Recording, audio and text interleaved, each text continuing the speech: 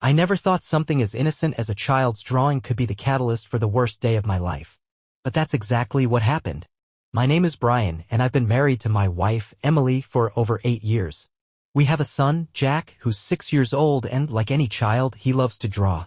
Recently, I noticed something a little off, something that I didn't immediately address because I thought I was just being paranoid. But when I came home one afternoon and saw Jack's latest drawing on the fridge, everything changed. This wasn't the usual stick figure family or dinosaurs playing with spaceships.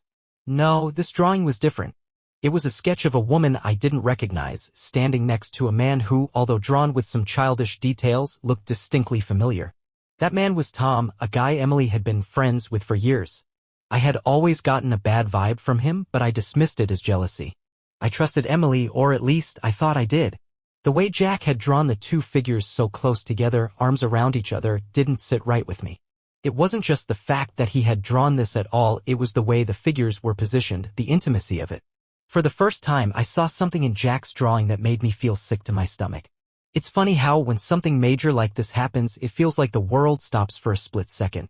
I remember staring at the picture for what felt like an eternity, trying to rationalize it, trying to explain it away. Maybe Jack just liked the way Tom's arms looked in the drawing, or maybe he just liked the way Tom's smile was on the pictures I had shown him. But I knew deep down that it wasn't a coincidence. Jack didn't just draw random people, and he certainly didn't draw figures in that kind of pose unless he had seen something he shouldn't have. The more I thought about it, the more I felt the pieces of my life start to unravel. Over the past few months, there had been small signs I had ignored: Emily's late nights, her secretive behavior, the way she seemed to avoid certain topics when I asked about them. There were little things, the way she started putting on makeup before going out, the way she'd suddenly get defensive if I asked who she was talking to on the phone, or how she'd spend long hours on her computer in the evenings when I thought she was supposed to be unwinding. But like a fool, I pushed those thoughts away, convincing myself I was being paranoid. The thing is, sometimes your gut is trying to tell you something, even when you don't want to hear it. I just didn't know how right my instincts were. That drawing was the first real, undeniable piece of evidence that something was wrong. The next few days were filled with a mix of denial and anger, with me constantly second-guessing myself, replaying every interaction with Emily in my head, trying to find something that would prove me wrong. I tried to tell myself it was nothing, that Jack had probably just drawn what he saw in passing, but I couldn't shake the image of that drawing, couldn't ignore the way the figures were positioned so intimately. I couldn't keep ignoring the signs that were staring me in the face. So I did what any confused and hurt husband would do: I confronted her. I didn't have any concrete evidence, but I knew that the truth was staring me right in the face, and I had to know one way or another. What followed was the hardest conversation I've ever had. In the pit of my stomach, I was dreading what I already suspected, but there was a small, stubborn part of me that hoped I was wrong, hoped it was all just my overactive imagination running wild. However, deep down, I knew there was no going back now. The truth had already started to unravel. And Emily wasn't the person I thought she was anymore. I couldn't wait any longer to confront Emily. I was already going crazy with the weight of suspicion pressing down on me, and the drawing, despite how innocent it seemed in Jack's eyes, had been a tipping point. That night, after Jack had gone to bed, I tried to act normal, pretending like nothing was wrong, even though the entire situation was suffocating me. Emily was sitting on the couch, flipping through a magazine, her phone in her hand, her face relaxed, not a care in the world. The difference between us in that moment felt like a chasm.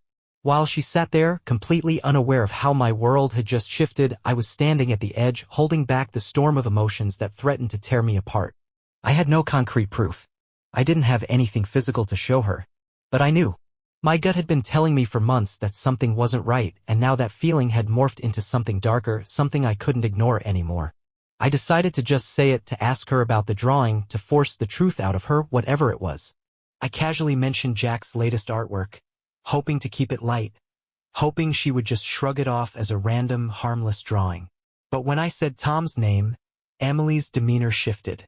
It wasn't dramatic. It wasn't anything that would have raised an immediate red flag for anyone else. But I saw it. I saw the brief tightening of her jaw, the small flash of panic in her eyes before she quickly covered it with a fake smile. I felt my heart rate spike. She knew. I could see it in her face, even as she played it off like she was just surprised that Jack had drawn Tom. Her response was a half-hearted laugh, followed by the usual explanations. Tom had been over a few times to help with some repairs, and Jack was always excited when he saw him. The same lame excuses she had used before when I asked her about their friendship. I didn't buy it. I knew that wasn't the truth. She wasn't just friends with Tom. There was something more, something that had been hidden just beneath the surface for far too long. I wasn't prepared for the emotional roller coaster that followed that conversation. The floodgates opened with a rush of questions that spilled out of me before I could stop them. Why had she been so secretive? Why had she started pulling away from me over the past few months? Why was Tom so involved in our lives, in our home, in a way that I never really questioned until now? I tried to stay calm, but I could feel the anger building up, the hurt seeping through every word I spoke. Emily's response was the same as always, deflecting, minimizing, and trying to make me feel like I was the one who was wrong. She told me I was overreacting, that I was making something out of nothing, that I had always been paranoid about Tom. She laughed it off, just like she always did when I asked uncomfortable questions. She did it with the same tired excuses, the same rehearsed defensiveness. But this time it felt different. I wasn't just hearing her words. I was reading the emotions that were behind them, the annoyance, the guilt she was desperately trying to hide. It was clear now. She was lying and she knew I knew. At one point, she even tried to shift the blame, making it seem like I was the one who was pushing her away, accusing me of being too clingy and too needy for questioning her friendships. She told me that I had changed, that I wasn't the same man she had married. And as much as that stung, I couldn't ignore the truth. She was projecting. She was shifting the blame because she didn't want to admit that she had betrayed me. It wasn't about me being needy. It was about her choosing someone else over our marriage, someone who had taken her attention, her time, and eventually her heart. I could see it now in the way she refused to make eye contact, in the way she sidestepped my questions with dismissive responses. It was like she was trying to convince me that nothing was wrong, that I was imagining things, all while knowing full well that what had been drawn in Jack's innocent artwork was the truth. The whole conversation felt like I was drowning, gasping for air as I tried to pull out the truth from a woman who was so determined to maintain the lie. I had already figured it out, but I needed her to admit it. I needed her to face what she had done. The anger, the betrayal, the humiliation. It all swirled inside me, crashing over me in waves, and all I wanted was to hear her confess. But she never did. She stuck to her story, stuck to the narrative that she was just helping a friend, that she had no idea why I was making such a big deal out of nothing. She acted like this was all so trivial, like I was the one making mountains out of molehills, as if I hadn't seen the signs. But that's when I saw it, that tiny crack in her composure. As she was about to walk away from the conversation, thinking she had dodged it again, I asked her point-blank if she was having an affair with Tom. She didn't answer right away, but for the briefest second, she froze. It was like I had caught her in the act, like I had broken through the lie she had been living for months. The silence that followed was the loudest thing I had ever heard. She opened her mouth to say something, but the words never came. Instead, she just turned and walked away, leaving me standing there, breathless and shattered, with the confirmation that my worst fears were true. She didn't even have the decency to deny it anymore. She knew I knew, and I knew too. Our marriage was over. I didn't sleep that night. I kept replaying every moment of our conversation over and over in my mind. Her avoidance, her defensive posture, the way she dodged my questions with practiced ease. It all pointed to the same conclusion. She was lying. There was no other explanation for it. The letter, Jack's drawing, her strange behavior, and the tension that had been building for months. It all painted a picture I didn't want to see but couldn't ignore any longer. When the morning came, I knew there was no more delaying it. I couldn't keep pretending that everything was fine. I had to face her again, and this time I wasn't going to let her control the narrative. I asked Emily to sit down with me in the living room, and this time there were no pleasantries, no attempts to ease into the conversation. I walked straight to the point, pulling the drawing Jack had made from my pocket and placing it in front of her. Her eyes immediately flickered to it, and I saw her stiffen, just a little, but enough for me to know that she recognized it, that she understood exactly where this conversation was headed. I told her I didn't need any more lies, didn't need any more excuses. I asked her bluntly, "Is this what's been going on? Are you having an affair with Tom?" The change in her expression was subtle at first, but it was enough. For a brief moment, she looked caught, guilty even, but she quickly masked it with a false laugh, brushing it off as nothing. She tried to tell me it was just a misunderstanding, that Jack had gotten confused, that the drawing was innocent.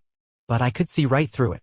It wasn't the first time she'd used that tone, the one that was supposed to make me feel ridiculous for even questioning her, but this time, I wasn't buying it. I pressed further, demanding answers, asking why she had been acting the way she had over the past few months. The late nights, the secretive behavior, the way she always made excuses to avoid being around when I needed her. I told her I knew about the relationship she had with Tom, that I had known it wasn't just some casual friendship. She snapped. The calm exterior she had tried to maintain cracked, and suddenly there was anger in her voice.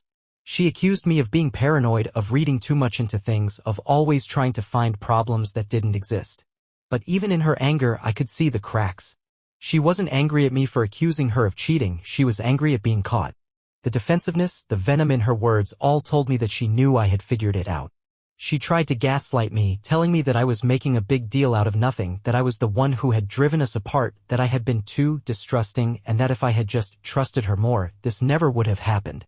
But the more she spoke, the clearer it became, this wasn't about me. This was about her getting caught, about her not being able to continue playing both sides anymore.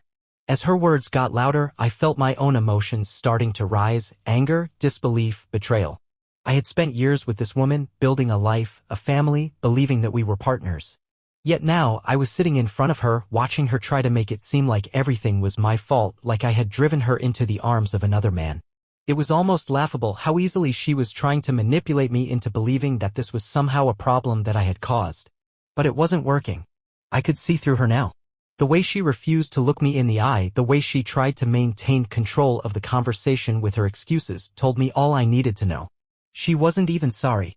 Not a single ounce of regret in her voice, not one shred of guilt for what she had done. I wasn't angry anymore, though. Not in the way I had been when I first suspected something was wrong. That emotion had burned itself out in the hours after I had first confronted her. What I felt now was a sick, suffocating sadness. I wasn't angry at her for betraying me, I was angry at myself for not seeing it sooner, for being so blind to the signs, for believing in her when she had already checked out of our marriage long before I had any clue. I was angry at myself for not listening to the little voice in the back of my head, telling me that something wasn't right. That voice had been there for months, maybe even years, but I had pushed it away, convincing myself that everything was fine, that we were just going through a rough patch. Emily didn't apologize. She didn't even seem to fully understand the gravity of what she had done. Her final words to me were a mixture of anger and annoyance, telling me that I was overreacting, that she had done nothing wrong, that I was the one who had made her feel suffocated. She told me she was done with this conversation and walked away, leaving me standing there with a bitter taste in my mouth and a shattered sense of self-worth. She was walking away from our marriage as easily as if she were stepping out for groceries. No tears, no regret, no acknowledgement of what she had torn apart. Just a woman who was done with the man who had once loved her. I stood there, staring at the door she had just walked through, feeling like the floor had been ripped out from beneath me. I had been prepared for the anger. I had been prepared for the excuses, the lies, the deflection. What I wasn't prepared for was the finality. She had checked out of this relationship long ago, and now, she was just waiting for me to catch up. In that moment, I realized that this wasn't about saving our marriage anymore. It wasn't about fixing anything. It was about me moving on. It was about me accepting the truth: our marriage was over. And I had been the last person to see it. The hours that followed that confrontation were some of the hardest I've ever had to endure. I hadn't expected her to immediately pack her bags and leave. I had prepared myself for that, sure, but what I hadn't prepared for was the crushing weight of realizing that, in her eyes, I was already a non-issue. She had checked out, emotionally and mentally, far before the affair ever came to light. The worst part wasn't the affair itself, though that hurt in ways I didn't think were possible, but the quiet, bitter truth that I had been living in a relationship that was, in her mind, already over. I wasn't just blindsided by her betrayal. I was blindsided by how little she seemed to care that I was hurting. I thought back to all the moments in the past few months when I had felt her pulling away, and now I knew why. I had been too wrapped up in my own world, too naive to see the signs, too trusting, too content with the image of a perfect family we had built. The days that followed felt like a blur. I threw myself into work, into trying to keep my mind busy. But nothing could distract me from the sense of loss that consumed me every time I walked through the door and into our empty house. I couldn't escape it. The deafening silence that now greeted me every time I came home. The coldness in the air where her warmth had once been. Every corner of the house seemed to reflect the years of love, trust, and sacrifice I had given, only to be met with the harsh realization that it meant nothing to her anymore. Our shared life, our shared dreams, all of it now felt like a lie. The walls that had once been filled with laughter, with the noise of family, were now just empty spaces, silent witnesses to the end of everything I thought I knew. At first, I was consumed by anger. The betrayal was sharp, jagged, and I wanted to scream, to throw something, to demand answers that I knew I would never get. How could she do this to me? How could she betray the vows we made? But that anger soon faded, only to be replaced by something else. Sadness. A deep, gnawing sadness that permeated every part of my being. It wasn't just the affair, though that had shattered me. It was the realization that everything I had worked so hard for, everything I had believed in, had been nothing more than an illusion. The love I thought we shared was gone. The future I had envisioned for us, raising our son, growing old together, was nothing more than a fantasy. And now, I was left picking up the pieces of a life I no longer recognized. There were moments when the sadness would overwhelm me completely, when I would sit on the couch and just stare at nothing, wondering how I could have missed it, wondering how she could have walked away from everything so easily. What made it harder was the sheer emptiness I felt every time I looked at Jack. He was still the same, sweet, innocent child who didn't understand the gravity of what was happening, who didn't know why his mother wasn't coming home, why the laughter had gone from our house. And in those moments, when I saw him playing alone or asking about her, the guilt hit me harder than anything else. I had to be strong for him, had to hold myself together for his sake. But inside, I felt like I was breaking. I felt like I had failed him, like I had failed as a father. How could I explain to him, when the time came, why his mother had left, why she had chosen another man over the family we had built? It took a while for me to gather the courage to confront the reality of it all. It wasn't easy to accept that the life I had known, the woman I had loved, wasn't who I thought she was. It wasn't easy to let go of the hope that maybe, just maybe, things would get better. But the longer she stayed away, the clearer it became. She was never coming back. She had made her choice, and I had to face the uncomfortable truth that our marriage was over, that there was no fixing what had been broken. No apology, no tearful confession, no heartfelt regret could undo the damage that had been done. I had been betrayed not just by her, but by everything I had believed about our life together. I didn't know what came next. I didn't know how I was supposed to move forward, how I was supposed to trust again, or whether I even wanted to. The emotional toll it had taken on me was immense. Every day felt like a battle. The weight of sadness, of confusion, of disappointment, hung over me like a cloud, and I was tired of carrying it. I needed to find a way to move on, to rebuild, but the path forward felt unclear. I knew I had to focus on Jack. He needed me, and I couldn't afford to fall apart completely. But I also knew that I couldn't ignore the pain I was feeling. It wasn't about moving on quickly or forcing myself to be okay when I wasn't. It was about giving myself time to heal, time to process, time to accept that I had been part of something that had ended without my knowing. The truth was, the anger and sadness slowly gave way to a feeling of liberation. I wasn't tied to her anymore. I wasn't tied to the woman who had betrayed me. I was free. Free to rebuild. Free to figure out who I was without her in my life. Free to chart my own course. And though it hurt more than I could have ever imagined, there was a strange comfort in knowing that I could start over.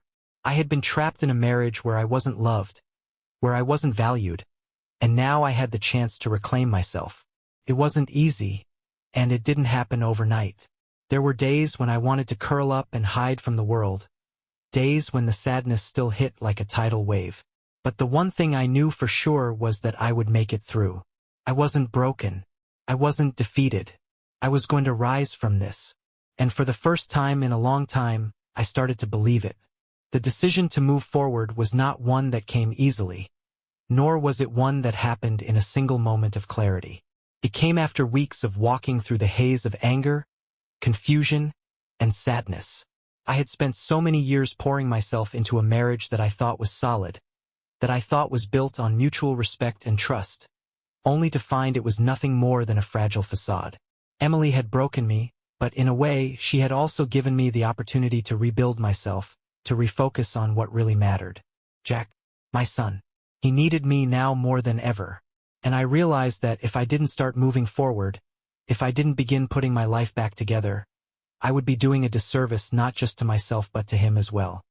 He deserved better than a father who was drowning in self-pity and bitterness. So, I took a hard look at my life and made some tough decisions. I wasn't going to stay in that house, not with the memories of everything that had happened there. The idea of staying in the same place where she had betrayed me felt suffocating, like I would be trapped in a never-ending loop of pain. I rented a small apartment, a place where I could breathe again, where I could find peace, and where I could start to regain some semblance of control over my life. I took small steps, fixing things around the apartment, setting up Jack's room, trying to create a space that was ours. I found comfort in the little routines we had, the things that anchored me, and with every passing day, I felt a little stronger.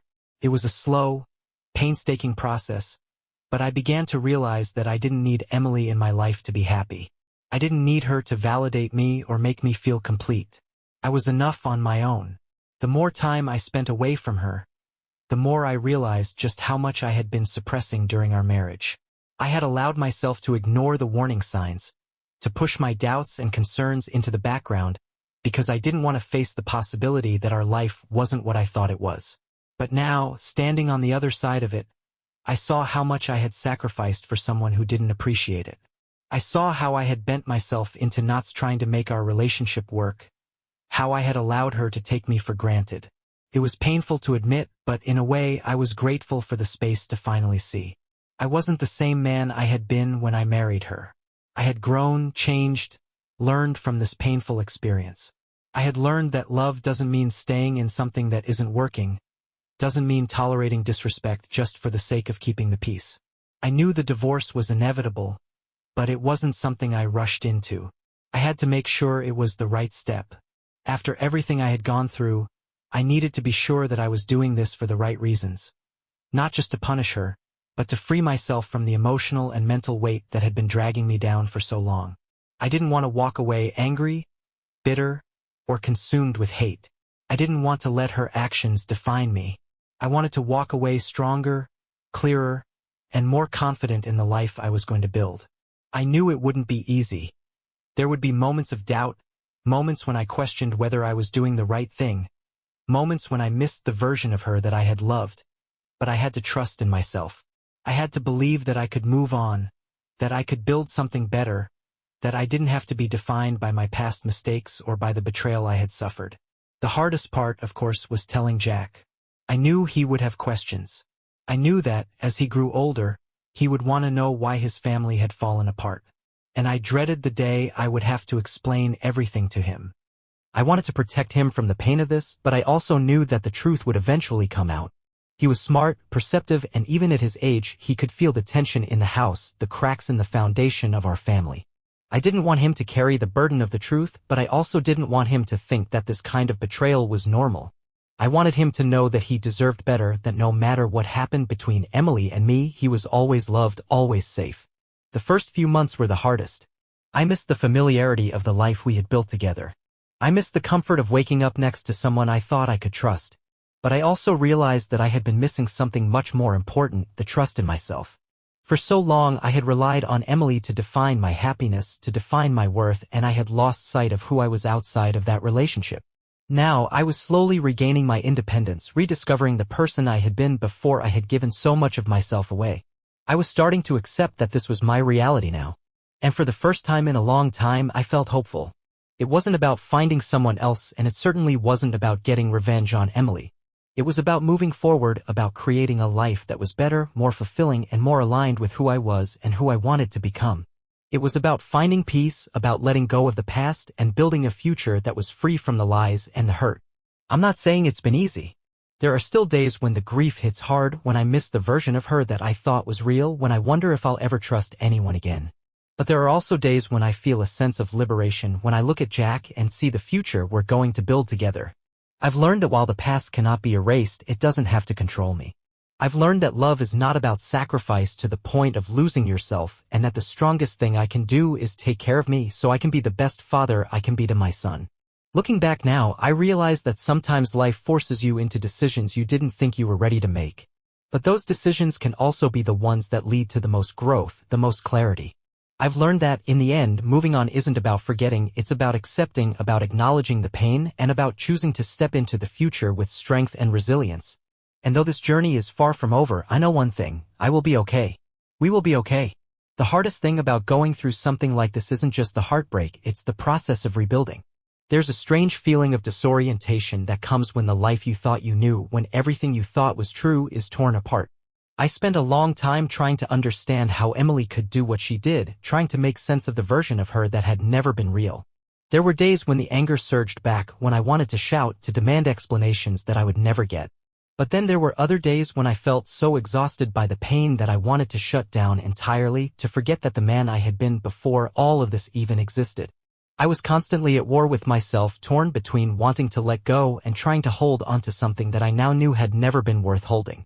But slowly, as time passed, I realized that I was finally moving forward. It wasn't a grand moment of clarity, but a slow realization that the pain, while still there, wasn't as suffocating anymore. The process of moving forward has been incremental. I won't sit here and say it's been smooth sailing, because it hasn't been. There have been setbacks, moments when the sadness would hit me so hard I could barely breathe. There have been nights when I've cried out of pure frustration, not just because of what Emily did, but because of the way my life had been hijacked by her choices. I spent so much of our marriage thinking I was the one who was supposed to keep everything together, to keep her happy, to make sure we were a team. But what I didn't realize was that we had never been on the same team to begin with. She had been playing her own game, and I was just too blind to see it. The betrayal was hard to accept, but what really hurt more was the realization that I had been living in an illusion of a partnership when in reality I had been doing all the emotional labor myself. But here's the thing: I'm still here. Through the wreckage, through the tears, through the questions that will never have answers, I'm still standing. I have this new strength I never knew existed. It's not a strength I wanted to have, but it's one I can't ignore anymore. It's the strength that comes from realizing that you can survive something you never thought you'd survive. It's the strength that comes from choosing to keep going, even when it feels like everything you've worked for has come crashing down. For the first time in months, I feel like I'm beginning to breathe again. I've started to remember who I was before all of this. The person who wasn't tied to Emily's approval, the person who didn't need anyone else to validate him. I've begun to recognize that my worth was never dependent on her. It was always there, within me, and all I needed was the courage to embrace it. I've also rediscovered parts of myself that had been buried. Hobbies I had forgotten about, friendships I had neglected, the things that made me feel whole outside of a marriage that had drained me. And even though the scars are still there, even though the betrayal still lingers in the background, I've started to find peace in the realization that I can define my own future now. Of course, there's Jack. He's still my everything, my reason for pushing forward every day. He doesn't fully understand what happened. Not yet. But as he gets older, the questions will come. And when that day comes, I'll be ready. I'll tell him the truth, in a way he can understand, without burdening him with the weight of things that should never have been his to carry. But in the meantime, I'm focused on being the father he deserves. I'm focused on making sure that he grows up knowing that love, trust, and respect are the foundation of every relationship. And that even when things fall apart, there's always room for growth and healing. As for Emily, I've let her go. I've let go of the resentment, of the desire for an apology that I know will never come, of the false hope that she might someday realize the extent of the damage she caused. She's no longer a part of my future, and I've made peace with that. I can't change what happened, and I can't change her. But I can change how I respond to all of it. I can change the way I move forward. I don't need her approval or her validation anymore. I'm free. This experience, as painful as it's been, has taught me more about myself than I ever could have imagined. I've learned that love isn't about sacrifice at the expense of your own well-being. I've learned that sometimes the most loving thing you can do for yourself is walk away from something that's hurting you, even if it's hard. I've learned that I'm stronger than I thought, and that no matter what, I can survive anything that life throws my way. And if there's one thing I would tell anyone else going through something similar, it's this: you are enough. You are worthy of love, of trust, and of respect. Don't ever let anyone make you feel like you're not. And when the time comes to let go, to move on, remember that your past doesn't define you. It's what you do with your future that matters. I'll keep moving forward, slowly, steadily, and with the knowledge that I've got this. I'm rebuilding my life, piece by piece, and no matter how long it takes, I'll be okay. We'll be okay.